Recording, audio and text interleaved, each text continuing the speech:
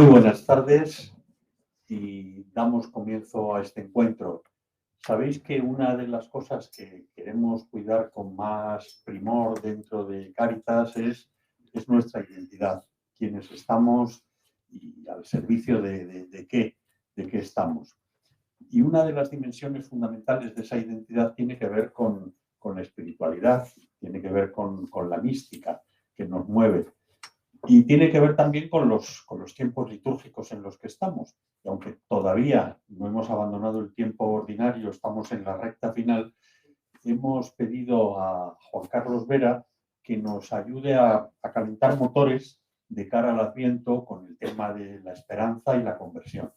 Juan Carlos no necesita que lo presente, pero yo me siento muy honrado porque me vincula con él no solo compartir tareas de gobierno con don Carlos en la diócesis, sino estaba haciendo el cálculo y son casi 40 años de relación y de amistad. Empezamos juntos en el seminario, él había hecho varios cursos de medicina y bueno, pues vivimos unos años pues muy bonitos. Iniciamos también experiencias de encuentro y acompañamiento con drogodependientes en Moratalaz. Luego él estuvo en la parroquia Nuestra Señora de Fátima, si no recuerdo mal, en el Sagrario, perdón, sí, recuerdo mal, está claro que recordaba bastante mal. Y marchó pues un chico listo, pues marchó a Roma a estudiar. Allí cursó en el Instituto del Matrimonio y de la Familia Juan Pablo II la licenciatura, realizó curso de doctorado, luego volvió, se hizo cargo de la formación, ha estado de formador de los seminaristas durante mucho tiempo, es profesor de la Universidad de San Damaso en materias relacionadas con matrimonio, familia, moral fundamental, y bueno, y es alguien que yo creo que nos va a iluminar mucho sobre el aspecto que le hemos pedido. Así que ahora bueno, me conmigo que haces de vicario. Digo, yo siempre digo, hacemos de vicario, no somos, sino que hacemos de vicario y él hace de vicario de la Vicaría Una, que es aquí vecina y hermana. Pues Juan Carlos, muchísimas gracias por acoger nuestra invitación y seguro que vamos a sacarle mucho provecho de las palabras que nos dirijas. Gracias. Bueno, pues buenas tardes a todos. Yo encantado de estar con vosotros. Tenéis mucho mérito, ¿eh? Está el partido de España. Entonces...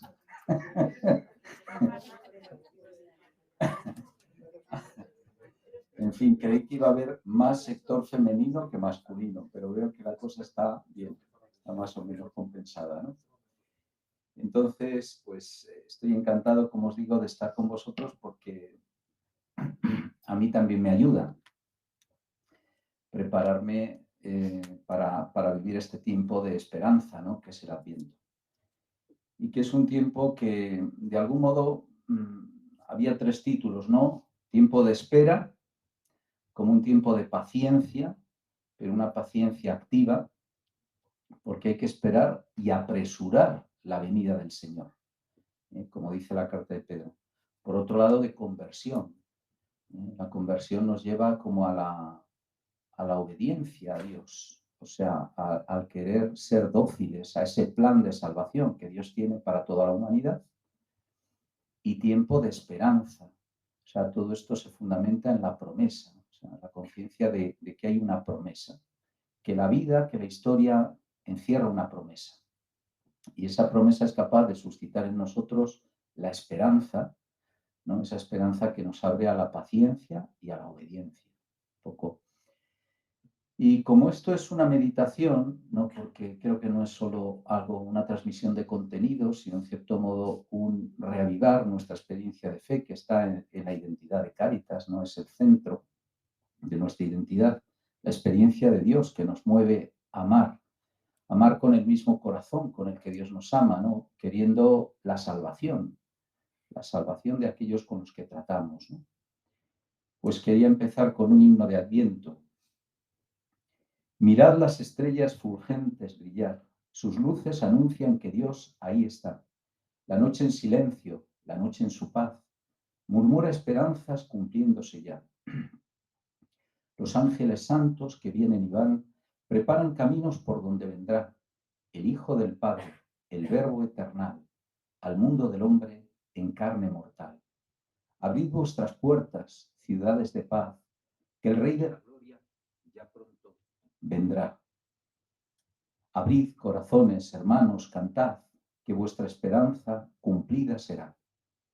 Los justos sabían que el hambre de Dios vendría a colmarla el Dios del amor. Su vida es su vida, su amor es su amor.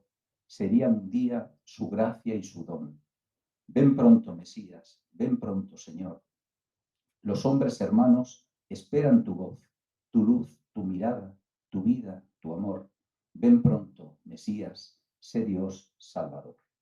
Amén. He terminado. Bueno, podríamos terminar aquí, ¿no? Y profundizar un poco en esta oración, porque realmente la oración lo contiene todo. Una de las cosas que contiene es como hay como una expectativa, una esperanza que está presente en la realidad entera. En cierto modo podríamos decir en toda la creación. De hecho, sabéis que San Pablo en la carta a los Romanos habla de cómo la creación, dice, la creación expectante está aguardando la plena manifestación de los hijos de Dios. En efecto, la creación fue sometida a la frustración, no por su voluntad, sino por aquel que la sometió, con la esperanza de que la creación misma sería liberada de la esclavitud de la corrupción para entrar en la gloriosa libertad de los hijos de Dios. Porque sabemos que hasta hoy la creación entera está gimiendo, sufre dolores de parto. Y no solo eso, sino que también nosotros, que poseemos las primicias del Espíritu, gemimos en nuestro interior, aguardando la adopción filial, la redención de nuestro cuerpo. Pues hemos sido salvados en esperanza. Y una esperanza que se ve no es esperanza. ¿Cómo esperar algo que se ve? Pero si esperamos lo que no vemos, aguardamos con perseverancia. Bueno, estas palabras de San Pablo nos vienen a decir y nos ayudan a reconocer que todos esos dolores, esos sufrimientos que vivimos en nuestra propia historia, o que la humanidad vive en su historia, en realidad son como los dolores de un alumbramiento, los dolores del parto. Claro, quien dice esto y quien mira así la historia, la mira con esperanza. Dice, bueno, la historia no está destinada a la frustración. Es verdad que la creación ha sido sometida a la frustración, a la vanidad, por el pecado del hombre, por la injusticia, por la mentira, por la violencia, todas las formas que asume el pecado en nuestra propia vida y en la historia colectiva, ¿no? Pero no está destinada a la frustración, sino a la salvación, a un alumbramiento, ¿no? A una vida nueva, a una nueva creación. Unos cielos nuevos, una tierra nueva donde habite la justicia. Y de algún modo los sufrimientos de ahora nos hablan de ese alumbramiento en el que estamos, que está teniendo lugar en nuestra propia vida y en la historia, para que seamos capaces de vivirlo con esperanza, sin derrotismo, sin fatalismo, sin pesimismos, ¿no? Con esperanza. Por eso podemos decir que efectivamente el Adviento es tiempo de esperanza y sobre todo esperanza en las promesas de Dios, porque es Dios quien nos ha hecho una promesa, Dios está con nosotros y Dios está empeñado en llevar a término la obra buena que ha comenzado en cada uno de nosotros y en nuestra historia colectiva. Él no se desentiende de nuestra vida, Él nunca tira la toalla, Él nunca se da por vencido, nunca nos descarta, como dice el Papa, ¿no? Sino que está trabajando, no deja de trabajar, ¿no? Para que la historia alcance su cumplimiento en cada uno de nosotros. Y esta esperanza nos abre pues, a la revelación de ese misterio escondido en la historia de cada uno de nosotros y de todos nosotros. La irrupción de Dios en el tiempo, ¿no? Y del hombre en la eternidad. Porque el nacimiento de Dios como hombre hace posible que el hombre renazca como hijo de Dios, ¿no? Hace posible que participemos, que podamos participar de esa vida divina ya desde ahora. No es algo que tengamos que esperar. Decía Benedicto XVI, la vida eterna empieza ya, porque la vida eterna es la comunión con Dios. Y esta comunión ya se nos da, aunque todavía no plena y definitivamente realizada, ¿no? No totalmente realizada, pero ya es real la experiencia de la comunión con Dios, la vida eterna. esa vida nueva que Dios hace posible en nosotros y en medio de la humanidad, ¿no? A través de la Iglesia. Aunque aún no se haya manifestado plenamente, ¿no? Esa vida nueva que es ser hijos de Dios.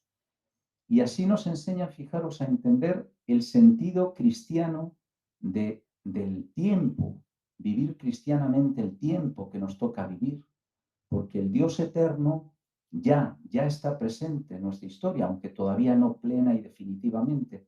Jesucristo es el mismo ayer, hoy y siempre. Él es contemporáneo a cada uno de nosotros, a cada momento de la historia.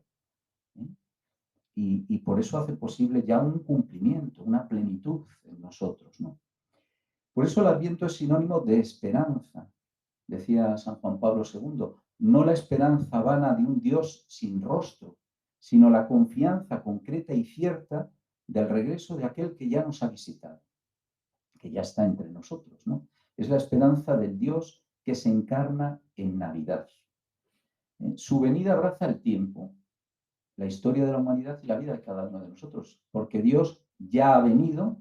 De hecho, en uno de los prefacios del Adviento se dice, ha venido en la humildad de nuestra carne, realizando el plan de salvación trazado desde antiguo. Está viniendo en el presente, a nuestro encuentro, dice otro prefacio, en cada hombre y en cada acontecimiento, para que lo recibamos en la fe y por el amor demos testimonio de la espera dichosa de su reino.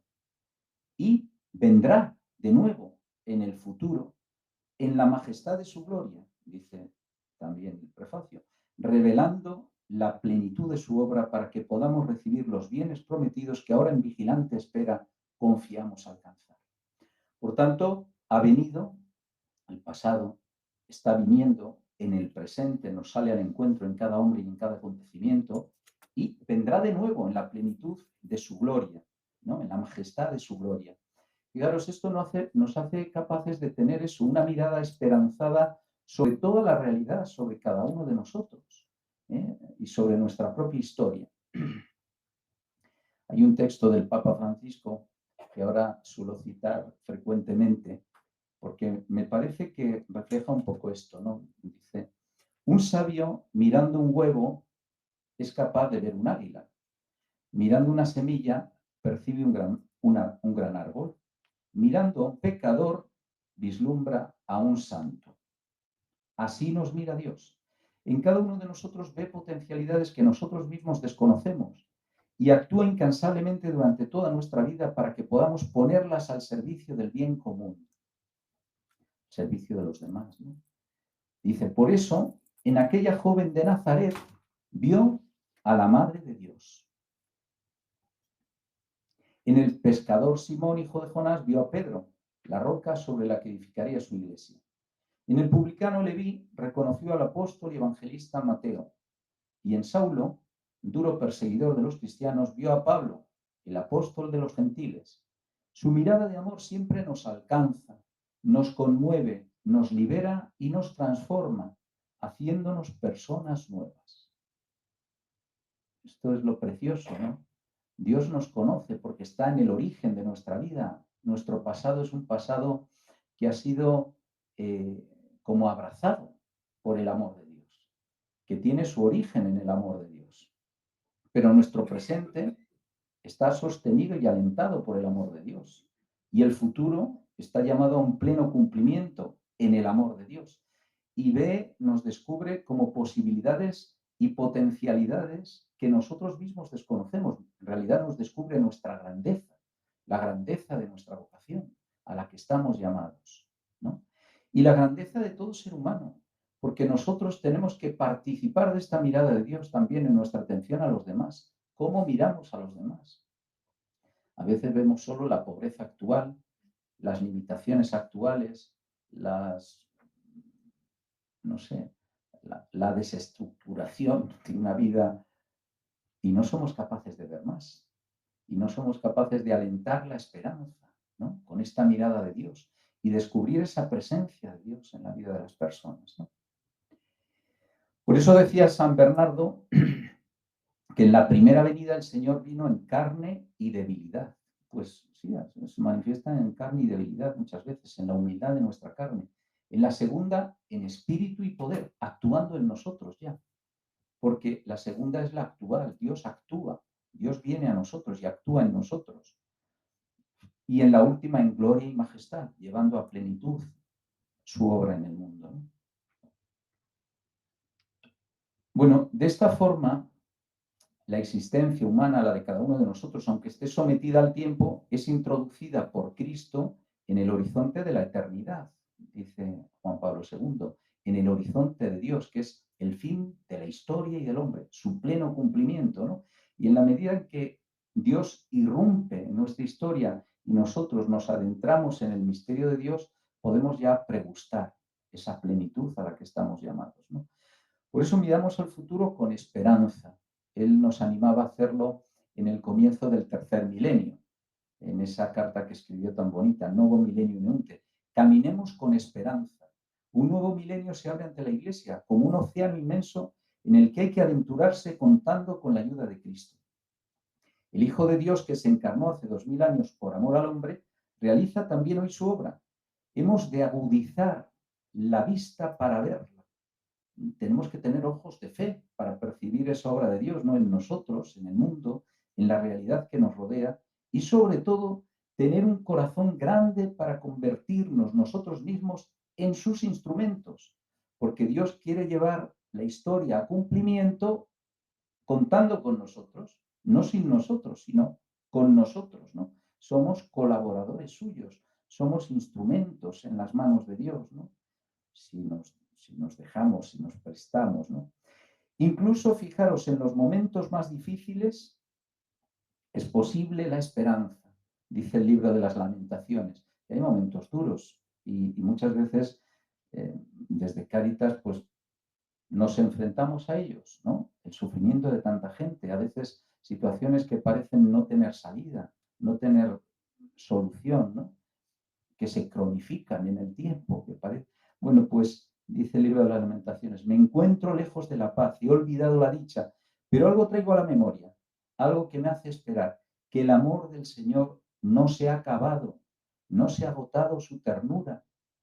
Mañana tras mañana se renuevan, grande es su fidelidad. Es bueno esperar en silencio la salvación del Señor, ¿no? Esta es la mirada de la fe. Es un corazón que tiene una certeza, que nos sostiene, que nos alienta, que hace que no nos sintamos fracasados, que no nos desanimemos.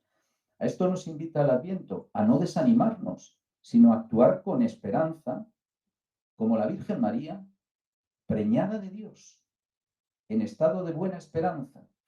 Una mujer embarazada, ¿no? Quizás no hay signo tan bonito como este de esperanza, ¿no? Una nueva vida que está latiendo en sus entrañas, que quiere abrirse paso. De hecho, se abre paso a codazos, ¿no? Me mandaba mi sobrina ayer una ecografía del niño que esperan, ¿no? De 13 semanas. Hay que ver al niño con 13 semanas, ¿no? Cómo se abre paso. Bueno, ya se ven las piernas, los brazos perfectamente formados. Está como a codazos, ¿no? Abriéndose paso en la vida, ¿no? Porque tiene ese deseo de vivir, esa fuerza vital, ¿no? Que nos empuja. Pues bien, así la Virgen María, ¿no? Que vive en estado de buena esperanza por su sí, su fiat a Dios incondicional. Hágase en mí según tu palabra, ¿no? Porque cree en la promesa de Dios, ¿eh? Por eso se abre a la esperanza, porque Dios le hace una promesa y ella cree en él y se compromete con él para darle cumplimiento, porque la promesa de Dios no puede cumplirse sin nuestro consentimiento, si nosotros no creemos en ella y decimos, hágase, hágase, ¿no? Por eso, fijaros, decía el Papa una cosa muy bonita en Evangelii Gaudium, el Papa Francisco, la vida se acrecienta dándola y se debilita en el aislamiento y la comodidad. De hecho, los que más disfrutan de la vida son los que dejan la seguridad de la orilla, pues lánzate mar adentro, ¿no? Y se apasionan en la misión de comunicar vida a los demás, de dar vida, de dar vida. dando la vida, dar vida, dando la vida, ¿no? Como una madre se deja la vida, dando vida al hijo, ¿no? Aquí descubrimos otra ley profunda de la realidad, que la vida se alcanza y madura a medida que se entrega para dar vida a los otros. Y eso es Cáritas, es entregar la vida para dar vida a otros, ¿no? Eso es, en definitiva, la misión. Por consiguiente, recobremos y acrecentemos el fervor, la dulce y confortadora alegría de evangelizar, de anunciar la buena noticia del amor de Dios. Porque a través de ese amor nuestro se manifiesta un amor más grande, un amor más fuerte, un amor eterno, ¿eh? Que es capaz de llevarlo todo a cumplimiento, incluso cuando hay que sembrar entre lágrimas. Y ojalá el mundo actual, que busca a veces con angustia y a veces con esperanza, pueda así recibir la buena nueva, no a través de evangelizadores o testigos tristes y desalentados, impacientes o ansiosos. A veces tenemos una esperanza impaciente también, ¿no? Sino a través de ministros del Evangelio cuya vida irradia el fervor de quienes han recibido ante todo en sí mismos la alegría de Cristo. Bueno, pues esta es la llamada de la invitación del Adviento. Ahora, nos toca vivirla en un mundo desesperanzado, por no decir desesperado, porque es un mundo sin noticias de Dios. Aquí está la paradoja. María está recibiendo la anunciación, la buena noticia de la encarnación del Hijo de Dios, creyendo en ella, comprometiéndose con ella, diciendo, hágase, hágase en mí, y a través de mí. Y vivimos en un mundo sin noticias de Dios. Se nos pide, por tanto, vivir y anunciar la esperanza como testigos del amor de este Dios que se ha encarnado en Jesucristo, en María y en la Iglesia, prolonga ese misterio de la encarnación, su presencia en medio de nuestro mundo, en un mundo sin esperanza, sin noticias de Dios, sin conciencia de la promesa que la vida encierra, de esa promesa de plenitud, ¿no?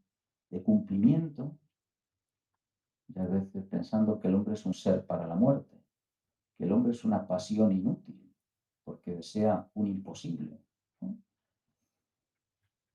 En la que, como dice el Papa Francisco, el miedo y la desesperación se apoderan del corazón de numerosas personas, incluso en los países llamados ricos. ¿Por qué hoy no se tienen hijos? Sí, condiciones laborales, falta de vivienda, todo esto hay que reconocerlo. Pero en las encuestas, miedo al futuro también, que es falta de esperanza, una mirada distinta sobre el futuro. Bueno, a numerosas personas les ocurre, como a los cristianos de Éfeso, que según San Pablo, lo dice el Papa Benedicto, antes de su encuentro con Cristo no tenían en el mundo ni esperanza ni Dios. Están unidas las dos cosas, ¿no? Quien vive sin Dios fácilmente pierde la esperanza. Por eso para ellos, para los cristianos de Éfeso, el cristianismo no era solo una buena noticia, una comunicación de contenidos desconocidos, sino una comunicación que comporta hechos y cambia la vida, porque la puerta oscura del tiempo, del futuro, se ha abierto de par en par. Quien tiene esperanza vive de otra manera, se le ha dado una vida nueva. Era el abrirse a la esperanza porque Dios es fiel a su promesa, porque Dios cumple su promesa, ¿no? En nuestro tiempo, Dios parece ausente, irrelevante de la vida de la gente, y muchos viven como si Dios no existiera, con la convicción a veces de que todo está permitido, vacío de valor y de sentido. Comamos y bebamos que mañana moriremos, con la tentación de juzgarlo todo intrascendente, inútil o indiferente, y con sensación de impotencia para cambiar las cosas, ¿no? Vanidad de vanidades, todo es vanidad. El esfuerzo humano también parece vano, ¿no? Al final, ¿qué conseguimos? Dice el Papa Francisco, así como el bien tiende a comunicarse, el mal consentido, que es la injusticia, tiende a expandir su potencia dañina y a socavar silenciosamente las bases de cualquier sistema político y social, por más sólido que parezca. Si cada acción tiene consecuencias, un mal enquistado en las estructuras de una sociedad tiene siempre un potencial de disolución y de muerte. En la medida que nos acostumbramos al mal, ¿no? Que lo toleramos, que volvemos la mirada, que no reaccionamos frente a él, eso es el mal cristalizado en estructuras sociales injustas, a partir del cual no puede esperarse un futuro mejor, el fin de la historia, porque las condiciones de un desarrollo sostenible y en paz no están todavía adecuadamente planteadas. Bueno, este hombre actual, que es el de nuestra generación, pero que es algo que nos afecta también a nosotros a veces, un poco desencantado, desesperanzado, sin ilusiones ni aspiraciones grandes, trascendentes, ¿no? Que vive muchas veces plácidamente instalado en la finitud, decía Tierno Galván en un libro célebre. ¿Qué es ser agnóstico? Vivir plácidamente instalado en la finitud, en lo que hay. En el aquí y ahora, en la inmediatez, en la inmanencia, vacío de sentido y de proyecto, pues esta situación nos contagia también a nosotros muchas veces, ese escepticismo, ese derrotismo, ¿no? Cuando pensamos que todo está perdido, que no hay nada que hacer, que solo cabe resignarse al sinsentido, a la banalidad, a la injusticia o también a la apostasía silenciosa que nos rodea, ¿no? A esa negación de Dios que se expande, ¿no? Incluso muchos de los que se comprometen en favor de los demás, dice el Papa Francisco, y eso nos puede ocurrir a nosotros, caen en la acedia como la desidia, ¿no? Por no saber esperar y querer dominar el ritmo de la vida. El inmediatismo ansioso de estos tiempos hace que incluso los agentes pastorales, los cristianos comprometidos, no toleren fácilmente lo que significa alguna contradicción, un aparente fracaso, una crítica, una cruz, desilusionados con la realidad, con la Iglesia o consigo mismos, viven la constante tentación de apegarse a una tristeza dulzona, sin esperanza, que se apodera del corazón como el más preciado de los elixires del demonio, citando a Bernanos, ¿no? Bueno, la acedia es esa desgana, esa parálisis que se va adueñando de nosotros por desánimo, ¿no? Por desesperanza en el fondo. Y por eso, dice, se necesitan sobre todo personas de fe que con su propia vida mantengan viva la esperanza, testigos de esperanza en medio de nuestro mundo. No nos dejemos robar la esperanza. Y nos ofrece un consejo sorprendente para no hacerlo. Dice, es conveniente escuchar a los jóvenes y a los ancianos. Ambos son la esperanza de los pueblos. Los ancianos aportan, María es joven, ¿no? María es poco más que una niña cuando se desposa con José, ¿no? Y cuando hace posible el misterio de la encarnación del Hijo de Dios, ¿no? De la irrupción de Dios en la historia. Isabel, su prima, es anciana y también da testimonio de la obra de Dios en ella. Es testigo de esperanza. Los jóvenes y los ancianos, ¿no? Podríamos decir, pues María, la Virgen, Isabel, su prima, ¿no? Ambos son la esperanza de los pueblos. Los ancianos aportan la memoria y la sabiduría de la experiencia que invita a no repetir totalmente los mismos errores del pasado. Los jóvenes nos llaman a despertar y a acrecentar la esperanza, porque llevan en sí las nuevas tendencias de la humanidad y nos abren al futuro, de manera que no nos quedemos anclados en la nostalgia de estructuras y costumbres que ya no son cauces de vida en el mundo actual. Los desafíos están para superarlos. Seamos realistas, pero sin perder la alegría, la audacia y la entrega esperanzada. Bueno, a menudo, sin embargo, es verdad que podemos ser un poco inconscientes de esta enfermedad mortal que nos aflige, que es la desesperanza. Podemos vivir desesperanzados sin ser conscientes de ello. Porque la esperanza, como la desesperación, nos hablan de lo eterno en el hombre, de esa verticalidad que nos define por el hecho de ser espíritu, de que Dios habite en nosotros y de que vivamos abiertos a Dios. Es mayor que que la que nos viene por el hecho de andar erguidos, ¿no? O sea, para algunos el andar erguidos es como el salto evolutivo de la especie humana.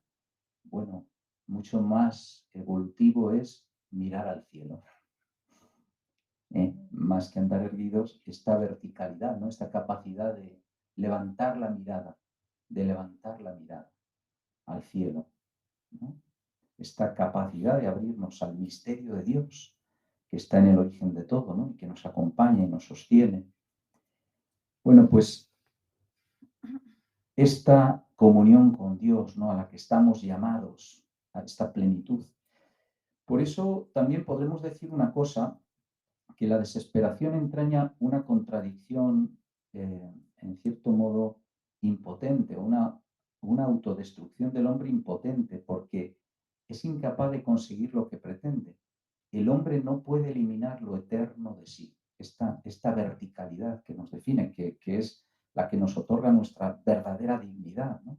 Esa dignidad absoluta, esa dignidad sobrenatural. A todo ser humano, también al que está más caído, al más vulnerable, al más necesitado, al más pobre, esta dignidad absoluta de todo ser humano que viene de esta verticalidad, ¿no? Del ser imagen de Dios y de estar llamado a ser hijo de Dios, ¿no? Pues aunque lo neguemos, no lo podemos extirpar de nosotros. Esa inquietud constitutiva, como decía San Agustín, nos hiciste, Señor, para ti, nuestro corazón estará inquieto hasta que descanse en ti. Esta conciencia de que estamos llamados a una plenitud y de que la vida encierra una promesa y que está llamada a un cumplimiento, ¿no? No a la frustración. Pues aunque lo queramos negar, no podemos. Somos imagen y semejanza de Dios, estamos religados al amor que nos sustenta, ¿no? Bueno, aquí ponía una fábula de Kierkegaard, porque muchas veces lo que ocurre es que no reconocemos esto, ¿no? No reconocemos nuestra grandeza, por decirlo así, ¿no? Decía Kierkegaard, todo esto me recuerda la historia de aquel labriego que llegó descalzo a la ciudad y había ganado una suma tan respetable que pudo comprarse un par de zapatos y medias nuevas, quedándole todavía lo suficiente como para coger una borrachera de las buenas. Tan borracho como estaba, no pudo encontrar el camino a su aldea, y mientras lo buscaba, se quedó dormido y cruzado en medio de la carretera. A la hora del alba, vino por allí un coche de caballos al galope, los cuales naturalmente tuvieron que pararse en seco.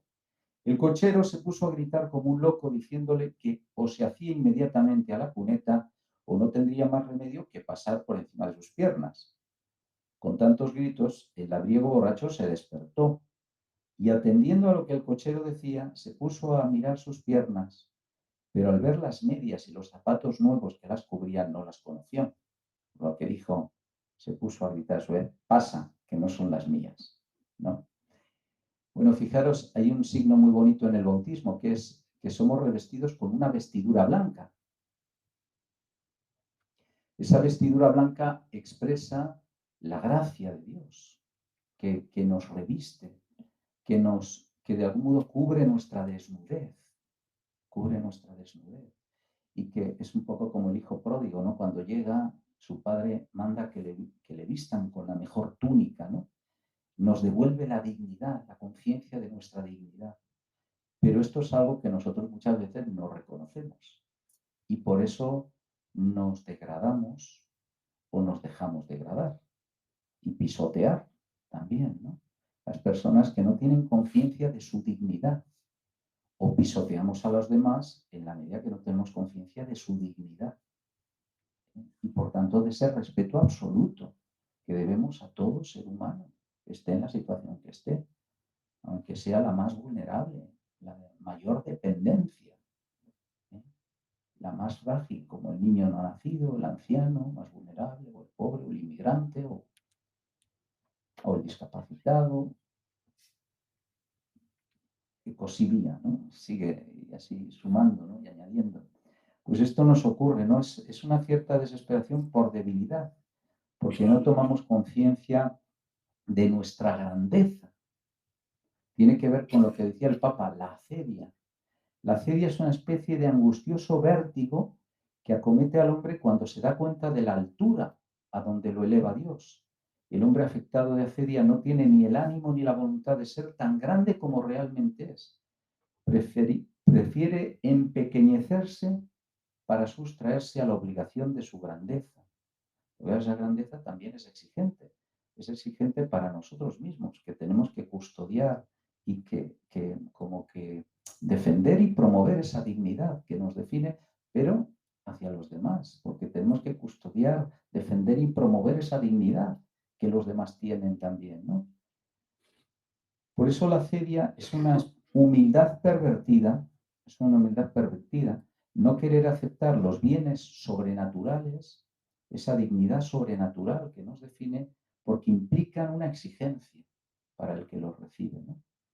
En la medida en que se pasa del terreno del afecto al de la decisión, es como una huida de Dios, una aversión, ¿no? Bueno, pues esto a veces nos afecta, es decir, somos conscientes de nuestra debilidad y no reconocemos nuestra grandeza. Porque claro, en el hombre se mezclan las dos cosas, ¿no? En cada uno de nosotros, la debilidad y la grandeza, ¿eh?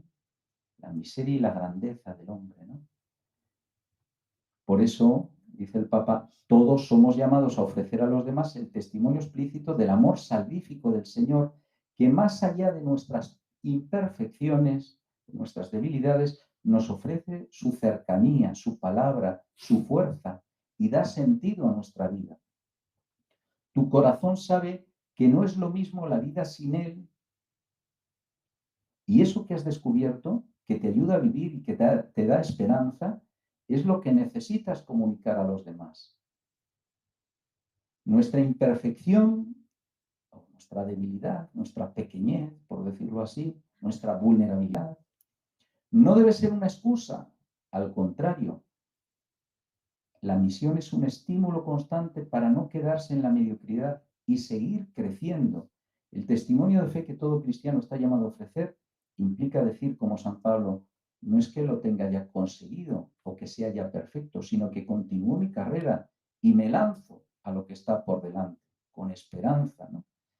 Y esto hace que no nos preguntemos, como dice el Papa, ¿para qué me voy a privar de mis comodidades y placeres si no voy a ver ningún resultado importante? O sea, ¿para qué me voy a comprometer y a sacrificar? ¿Y por qué voy a trabajar por los demás y por un mundo mejor si no voy a ver resultados importantes, ¿no? Un poco esa conciencia también como de la debilidad. A veces de la falta de frutos aparentes, visibles, de nuestro esfuerzo, de nuestro compromiso, que nos hace desanimarnos y al final, ¿yo qué voy a hacer? Si lo que podemos hacer es muy poco, ¿no? Y responde, esta actitud es precisamente una excusa maligna para quedarse encerrados en la comodidad, la flojera, la tristeza insatisfecha, el vacío egoísta.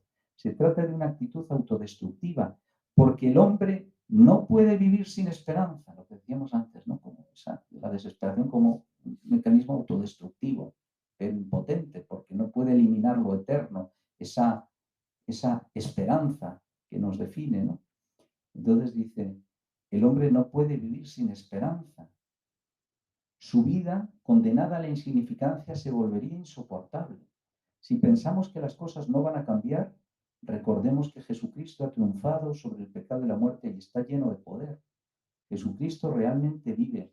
El Evangelio nos relata que cuando los primeros discípulos salieron a predicar, el Señor colaboraba con ellos y confirmaba la palabra. Esto también sucede hoy. Se nos invita a descubrirlo y vivirlo. Cristo resucitado y glorioso es la fuente profunda de nuestra esperanza y no nos faltará su ayuda para cumplir la misión que Él nos encomienda. Él está con nosotros, Él ha asumido, ha irrumpido en nuestra historia, pero está irrumpiendo y seguirá presente, ¿no? Bueno, este es el contexto y esta es también un poco la prueba que nosotros mismos tenemos que superar muchas veces, la del desánimo, la de la desesperación, la del derrotismo, la del pesimismo, que nos llevan a bajar los brazos, ¿no? A tirar la toalla en distintas ocasiones o acostumbrarnos a instalarnos como en la mediocridad, por decirlo así, ¿no? Pues entonces el tercer reto, y con esto acabo, es alumbrar la esperanza. Alumbrar la esperanza. Esto es como la Virgen María, ¿no? Preñada de Dios. La creación entera, preñada de Dios. Nosotros mismos, que poseemos las primicias del Espíritu, preñados de Dios. El signo del Adviento, en estado de buena esperanza. porque hemos recibido noticias de Dios, la anunciación, ¿no? Porque estamos abiertos a acoger esas noticias de Dios que podemos ver en nuestra vida, en nuestra historia, contemplar más allá de todo lo negativo que nos rodea, que también lo vemos, lógicamente. No somos ingenuos, no somos ciegos, ¿no? Pero vemos más allá. Ahí vemos los dolores de parto y estamos colaborando con Dios, ¿no?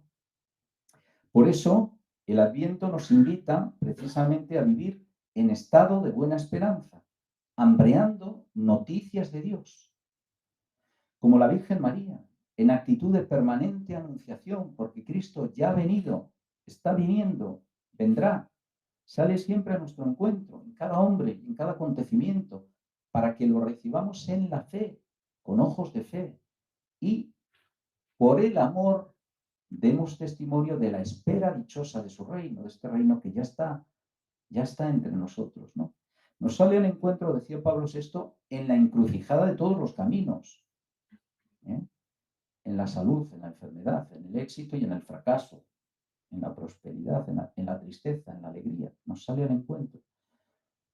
Por eso pedimos en una oración de Adviento, Dios Todopoderoso que nos mandas abrir camino a Cristo el Señor, no permitas que desfallezcamos en nuestra debilidad, los que esperamos la llegada saludable del que viene a salvarnos de todos nuestros males. No permitas que desfallezcamos en nuestra debilidad. No lo permitas. Que caigamos en el derrotismo, en la desesperación, ¿no? En esta línea, el Papa Francisco subraya la fortaleza y la esperanza de los sencillos y de los pobres. Pienso en la fe firme de esas madres al pie del lecho del hijo enfermo que se aferran a un rosario, aunque no sepan hilvanar las proposiciones del credo, o en tanta carga de esperanza derramada en una vela que se enciende en un humilde hogar para pedir la ayuda a María, ¿no? Porque María es siempre testigo de esperanza, ¿no? En ese misterio de la encarnación del Hijo de Dios, ¿no? O al pie de la cruz, donde está alumbrando una nueva humanidad. Al pie de la cruz se está alumbrando una nueva humanidad.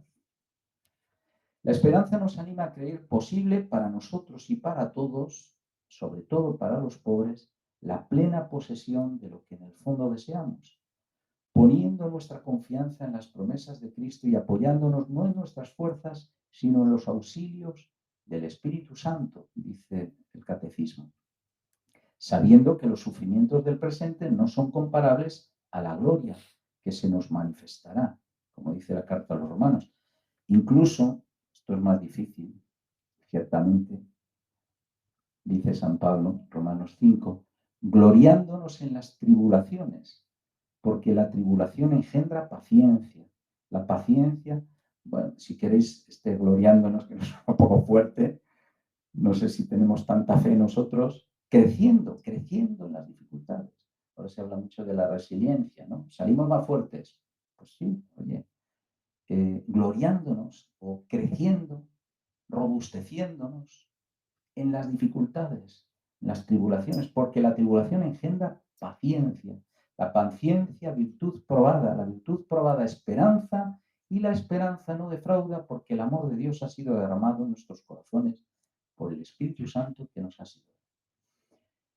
De hecho, fijaros, dice el Papa Francisco, dice, la identidad cristiana, que es ese abrazo bautismal que nos dio de pequeños el Padre, en el origen de nuestra vida está ese abrazo bautismal que nos define como hijos. Ahí está nuestra dignidad, ser hijos, ¿no? Hijos de Dios, hijos de Dios. Por eso no podemos degradarnos, no podemos dejar que nos pisoteen, no podemos pisotearnos nosotros ni a los demás, ¿no? Dice, la identidad cristiana, que es ese abrazo bautismal que nos dio de pequeños el Padre, nos hace anhelar como hijos pródigos y predilectos en María el otro abrazo, el del Padre misericordioso que nos espera en la gloria.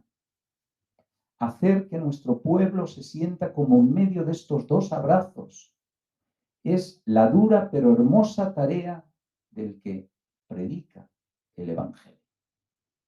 Pues en Cáritas se predica el Evangelio, sobre todo con gestos concretos, ¿no? Se predica el Evangelio.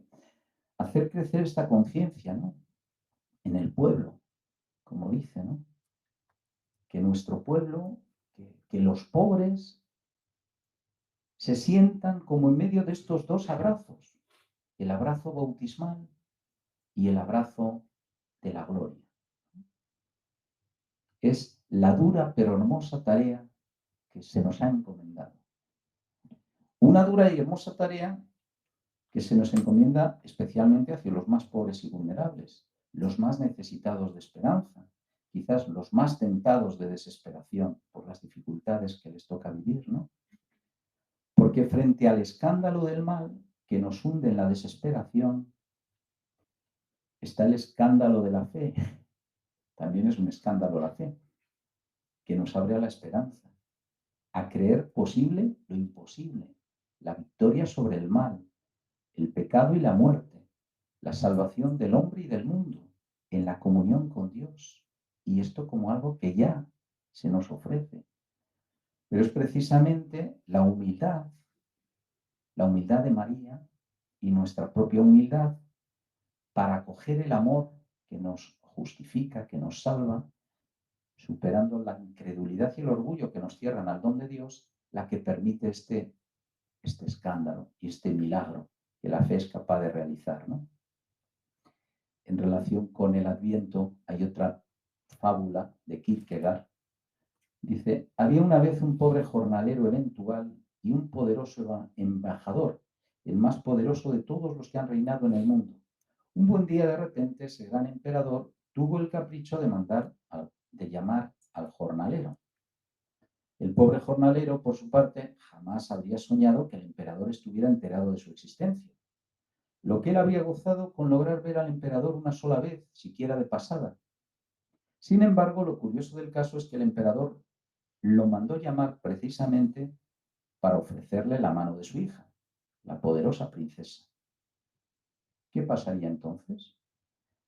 Le parecería humanamente, y es lógico, que se trataba de una cosa extraña hasta más no poder, de algo que no tenía ni pies ni cabeza y sobre lo que no hablaría con nadie por nada del mundo. De tratarse de un pequeño favor imperial, el jornalero lo habría podido comprender bastante bien. En cambio, lo de ser yerno del emperador no le entraba ni le podía entrar a nadie en la cabeza, porque a todas luces era una exageración enorme. Todo quedaba sometido a la fe y a expensas de que el jornalero tuviese el suficiente coraje propio de la humildad para atreverse a creerlo. ¿Cuántos jornaleros serían capaces de tener ese coraje? Audacia, ¿no? La audacia y la humildad de la fe. Las dos cosas juntas. De seguro que el que no lo tuviera se iba a escandalizar, porque lo extraordinario le sonaría casi como una broma que se le quería hacer. Y quizá dijese con toda honradez e ingenuidad, esas cosas son demasiado altas para mí, no pueden entrar en mi cabeza, en una palabra y sin rodeos, que todo esto me parece sencillamente una locura. Esta es la locura. Esta es la locura que vivimos. Esta es la locura de la que tenemos que ser testigos. Este es, como decía el Papa Francisco, la dura y hermosa tarea que tenemos entre manos y que si no la realizamos nos quedamos cortos. O sea, hacemos apaños, pero no vamos a lo esencial, ¿no? Esta es, en cambio, la condición del cristiano. Bueno, y es lo que se realiza en la Virgen María, ¿no? En esta fábula, pues enseguida hacemos la transposición al misterio de la encarnación. También ella diría, menuda locura. Y también nosotros lo decimos cada día, porque Dios quiere prolongar en nosotros ese misterio a través de nosotros, en la Iglesia, en cada uno de nosotros, que somos miembros vivos de la Iglesia, ¿no? Que somos como las manos de Cristo, el corazón de Cristo, los ojos de Cristo, los labios de Cristo. Esta es la condición del cristiano, que existe delante de Dios y que puede hablar con Él siempre que quiera, seguro de que lo escucha.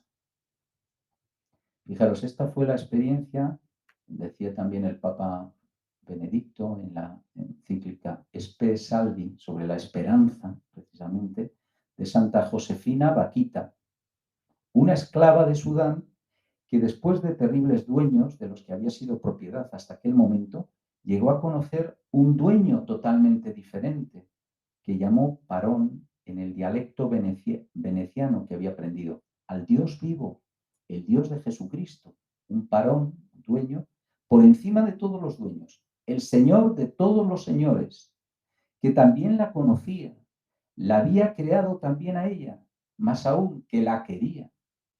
También ella era amada precisamente por este Parón supremo, ante el cual todos los demás no son más que míseros siervos. Ella era conocida y amada, y era esperada. Incluso más, este dueño había afrontado personalmente el destino de ser maltratado y ahora la esperaba a la derecha de Dios Padre. En este momento tuvo esperanza, no solo la pequeña esperanza de encontrar dueños menos crueles, una mayor calidad de vida, sino la gran esperanza. Yo soy definitivamente amada, suceda lo que suceda, este gran amor me espera. Por eso mi vida es hermosa. A través del conocimiento de esta esperanza, ella fue redimida, ya que no se sentía esclava, sino hija, hija libre de Dios. Se consagró también religiosa después, ¿no? Porque todo lo aprendió en relación con las religiosas. Bueno, se muestra así, podríamos decir, como el valor teologal de la esperanza, que desborda infinitamente nuestras posibilidades y nos abre a la acción salvífica de Dios, porque en esperanza fuimos salvados, como dice San Pablo a los romanos. Porque solo Dios puede orientar rectamente nuestro deseo y darle cumplimiento. Oramos, Dios Todopoderoso, aviva en tus fieles, el primer domingo de Adviento. Al comenzar el Adviento, el deseo de salir al encuentro de Cristo que viene acompañado de nuestras buenas obras, para que colocados un día a su derecha merezcan poseer el reino eterno, ¿no? Aviva en nosotros el deseo, este deseo de la comunión contigo, ¿no? Por eso, como recuerda el Papa Francisco, el mandato, id por todo el mundo, anunciar la buena noticia a toda la creación, porque toda la creación espera ansiosamente, está gimiendo con dolores de parto, espera ansiosamente la revelación de los hijos de Dios, que comuniquemos este mensaje, ¿no? Toda la creación quiere decir también todos los aspectos de la vida humana, de manera que la misión del anuncio de la buena noticia tiene un destino universal. Su mandato de caridad abraza todas las dimensiones de la existencia, todas las personas, todos los ambientes de la convivencia y todos los pueblos. Nada del humano le puede resultar extraño. Y a todos nosotros, en nuestra relación con el mundo, se nos invita a dar razón de nuestra esperanza, no como enemigos que señalan y condenan, sino con dulzura y respeto, como dice la carta de Pedro, en paz con todos los hombres. Y se nos exhorta a vencer, a tratar de vencer el mal con el bien, sin cansarnos de hacer el bien y sin pretender aparecer superiores, sino considerando a los demás como superiores a uno mismo. Bueno, pues como los grandes testigos del Adviento, que son para nosotros testigos de esperanza, Isaías, profeta, que alumbra la esperanza de su pueblo, la sostiene en medio de las pruebas, la purifica de tentaciones idolátricas, anunciando el cumplimiento en el Emmanuel, el Dios con nosotros, que cumple sus promesas y consuela a su pueblo, Juan Bautista, que asume las promesas de Dios y señala su cumplimiento en Cristo, preparando el camino al Señor como el amigo del esposo, invitando a la conversión, anunciando la salvación, el perdón de los pecados y menguando para que Él crezca, y la Virgen María, en quien se cumplen las promesas de Dios, la esperanza de Israel por su fe humilde, llena de audacia, y su fiat incondicional a la voluntad del Padre, que hace posible lo imposible, que el Eterno entre en el tiempo y el hombre en la eternidad. Como dice el Papa Francisco, como madre de todos, es signo de esperanza para los pueblos que sufren dolores de parto hasta que brote la justicia. citando esa experiencia de Juan Diego, el indio, ante la Virgen de Guadalupe, que le dice, ¿no estoy yo aquí que soy tu madre? Por eso termino con un himno de Adviento a la Virgen también. Ruega por nosotros, Madre de la Iglesia. Virgen del Adviento, esperanza nuestra. De Jesús la aurora, del cielo la puerta. Madre de los hombres, de la mar estrella, llévanos a Cristo, danos sus promesas. Eres, Virgen Madre, la de gracia llena, del Señor la esclava, del mundo la reina.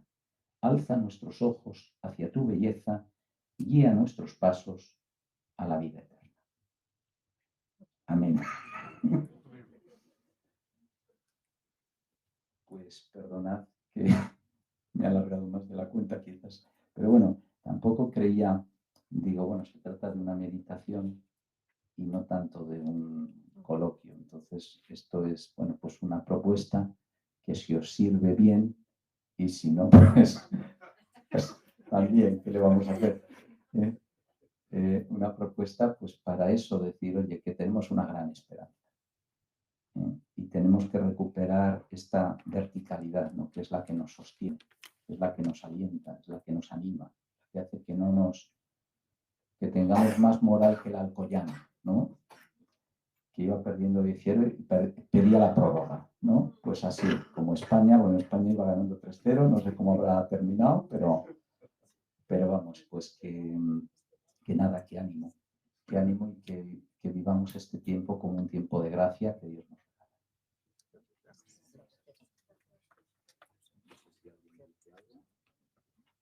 ¿Alguien quiere hacer una pregunta?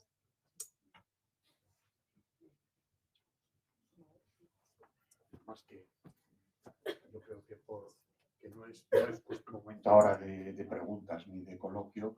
Yo creo que han sido unas reflexiones que alientan nuestra esperanza, que nos ayudan y nos preparan y caldean el corazón para vivir con intensidad este tiempo de esperanza, que es un tiempo, yo me he quedado con algunas palabras que me han llamado la atención, ¿no? El tiempo de las promesas, es un tiempo para la obediencia, para convertir esa fe y bueno, pues en definitiva, para volver nuestra mirada hacia Dios, para a su vez luego volverla a devolver a las personas vulnerables a las que estamos acompañando y mostrarles el rostro amoroso de Dios. Pues muchísimas gracias, Juan Carlos, por ayudarnos a preparar este tiempo de Adviento que vamos a empezar ya este domingo. Pues nada más, porque el tema es, esto es lo que te hemos pedido y lo que nos has dado. Muchísimas gracias. Muchísimas gracias.